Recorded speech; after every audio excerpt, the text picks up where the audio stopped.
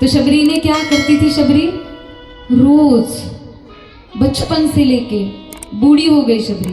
अब बूढ़ी मतलब शरीर से नहीं है, उसकी भक्ति परिपक्व हो गई, भक्ति से बूढ़ी हुई है वो।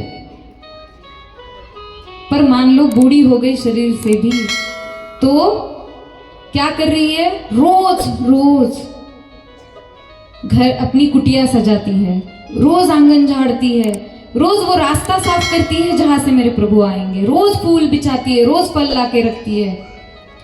आपको कहा जाए कि आप भी करो ऐसा, एक दिन प्रभु आएंगे, जरा बताना तो कितने लोग हैं यहाँ जो रोज ये करेंगे? अच्छा चलो मान लो आपसे कहे कोई कि एक दो दिन में कोई आने वाला है, तब भी क्या कहेंगे? भाई कॉल करके आना, हम होंगे नहीं होंगे पता नहीं। प्रभु को भी क्या बोलेंगे? प्रभु आना है तो आना, कॉल करके आना भाई, हमारा भरोसा नहीं, हमारे पास बहुत काम है, हम कहते ऐसे ही बैठे खाली पीली। हाँ है ना? तो शबरी रोज कर रही है, किस पे विश्वास है? गुरु के वचन पर, गुरु के शब्दों पर विश्वास है। शबरी कहती है कि नहीं, राम आएंगे मेरे, जरूर आएंगे। और जब राम आए हैं शबरी की कुटिया में, जैसे ही दिखे दो सुंदर बालक आते हुए, सुंदर से पुरुष चलकर आ रहे हैं, एक शाम है, एक गौर है, और पहचाना शबरी ने। क्या कर रही थी उस वक्त शबरी?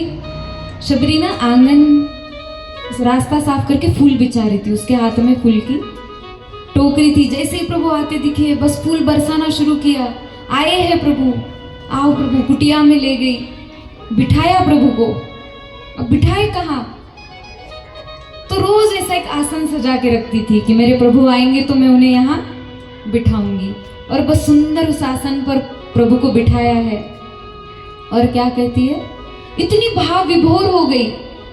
देखो जब हम किसी से प्रेम करते हैं और किसी की, जैसे देखो मैं ससुराल गई हुई बेटी घर आने वाली होती है तो माँ कैसे राह देखती है, कितनी खुशी होती है कि आज मेरी बेटी आएगी। अगर कोई बच्चा बाहर पढ़ने गया है और 2-3 महीनों बाद अगर घर आ रहा है तो माँ कैसे उत्साहित होती है, ये बनाऊंगी वो बनाऊंगी, अरे मेरे बच्चे को ये पसंद है, अरे उसे वहां कहाँ खाने मिलता होगा, है ना? वैसे ही शबरी खुश हो रही है कि अरे मेरे प्रभु आ गए, वन में पता नहीं कहाँ भटक रहे होंगे, उनको क्या खाया होगा नहीं खाया होगा। एक माँ जैसा प्रेम, एक माँ जैसा वात्सल्य, भाव विभोर हो गई है शबरी। और प्रभु से कहती है, और अब इतनी भाव विभोर कि देखो माँ कैसा होता है, देखो छोटा बच्चा होता है ना, तो बच्चे को, अभी माताएं ज्यादा अच्छे से बता पाएंगी, जब बच्चा बहुत छोटा होता है उसको दूध पिलाना होता है तो थोड़ा सा दूध हम गर्म करते हैं, तो उसको माँ क्या करती है? पहले खुद चख के देखती है गर्म है या नहीं, देखती है ना, उसको हाथ लगा के देखेंगी, थोड़ा खुद एक घूंट लेके देखेंगी कि भाई मेरे बच्चे को जल नहीं जाए। वैसा भाव है शबरी का कि मेरे प्रभु को कोई खट्टा बेर ना चला जाए, कोई गलत फ्रूट, कोई गलत फल ना चला जाए, वो भाव एक माँ वाला। तो क्या कर रही है? बेर चख चख के प्रभु को दे रही है। और राम देखो कितने सरल, एक राजकुमार है, 56 भोग खाने वाले, और शबरी के झूठे बेर खा रहे हैं। ऐसे भक्तों के विश्वास पर खरे उतरने वाले, है ना? जब आप किसी पे विश्वास रखो और वो सामने वाला उसकी कदर ना करे तो कैसा लगता है? सबसे ज्यादा दुख और पीड़ा किसी चीज की होती होगी ना, तो वो होती है कि हम किसी पे विश्वास रखें और वो विश्वासघात करे, वो आपसे सही व्यवहार ना करे। बहुत दुख होता है उस चीज का, वो पीड़ा इतनी असहनीय होती है, कहते हैं कि 100 तीर एक साथ चुभे, उस तरह की पीड़ा वो महसूस होती है। तो देखो प्रभु भी विश्वास का फल देते हैं, क्या करते हैं? खाते हैं वो फल। अब लक्ष्मण जी बैठे हैं, लक्ष्मण जी देखते हैं, लक्ष्मण जी कहते हैं क्या कर रही है प्रभु? झूठे बेर खा रहे, झूठे। अब राम जी भाव में या शबरी जी भाव में, दोनों भाव में, भगवान भक्त से मिलके भाव में, भक्त भगवान से मिलके भाव में। अब लक्ष्मण जी को लगा क्या कर रही है प्रभु, तो क्या हुआ? लक्ष्मण जी को दे रहे, राम जी लक्ष्मण जी को दे रहे, अरे लक्ष्मण खा के देखो कितने मीठे हैं।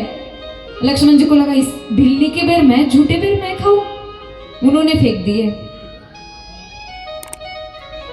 कभी कभी ना हम भी ऐसे ही फंस जाते हैं, सच्ची श्रद्धा भाव को पहचान नहीं पाते। हम क्या करते हैं, आजकल लोगों का ट्रेंड चल पड़ा है कि जिसने भगवे वस्त्र पहने हो, जिसने मालाएं पहनी हो, आजकल तो चलो कई लोग उनका भी आदर नहीं करते, पर ज्यादातर हम उनको ही साधु संत समझते हैं। सच्चा भाव भक्ति ये ना वस्त्रों में नहीं होती, ये दिखावे में नहीं होती।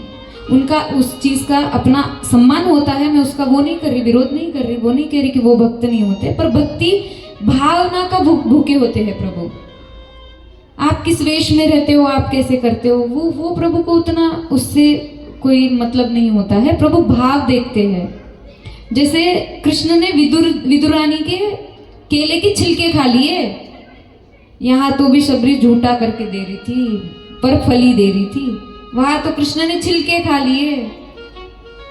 भाव में आके जब विदुरानी ने प्रभु को, भाव में थी, कृष्ण आए हैं तो क्या क्या, विदुर की पत्नी विदुरानी केले दे रहे हैं प्रभु को खाने के लिए, तो छील रही है और भाव में इतनी कि केले फेंक रही है, छिलके दे रही है, और प्रभु वो खा रहे हैं खुशी से।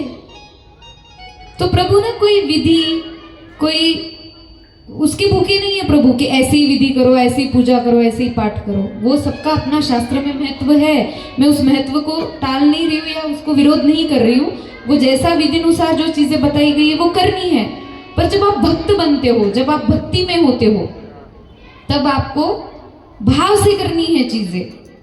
नहीं तो आप सोचो, भगवान को क्या ही दोगे आप। मान लो कोई पुत्र पिता को, बच्चा होता है जब कोई बच्चा अपनी माँ को उससे ही पैसे लेके गिफ्ट लाके देता है, उसकी अब कमाई किसने, माँ ने या पिताजी ने, उनसे ही पैसे लिए और उन्हीं को गिफ्ट ला कर दिया, पर फिर भी माता पिता को अच्छा लगता है। क्यों? भाव देखते हैं वो कि अरे मेरे बच्चे को मन तो किया मुझे कुछ देने का। तो वैसे ही प्रभु है, अब सब कुछ प्रभु का निर्माण किया हुआ है, आप क्या ही दोगे भगवान को दे दे के। हम कहते हैं ना आरती में, तन मन धन सब कुछ है तेरा, तेरा तुझको अर्पण क्या लागे मेरा, है ना, कहते हैं ना। बोलते हैं, अर्पण नहीं कर सकते, बस बोलने की भक्ति है, ऐसा नहीं करना है, करते हैं, जितना भाव बने, जितने परसेंट में बने, है ना। ये याद रखना, ये वाक्य घर लेकर जाना कि जितना भी प्रमाण में हो हमें समर्पित होना है। तो शबरी क्या कर रही है, बेर चुन चुन के प्रभु को दे रही है। और आज शबरी क्या गा रही है, ओ मेरी झोपड़ी के भाग आज खुल जाएंगे, राम आएंगे। ओ मेरी झोपड़ी के भाग आज खुल जाएंगे, राम आएंगे, राम आएंगे, आएंगे, राम आएंगे, ओ राम आएंगे, आएंगे, राम आएंगे, राम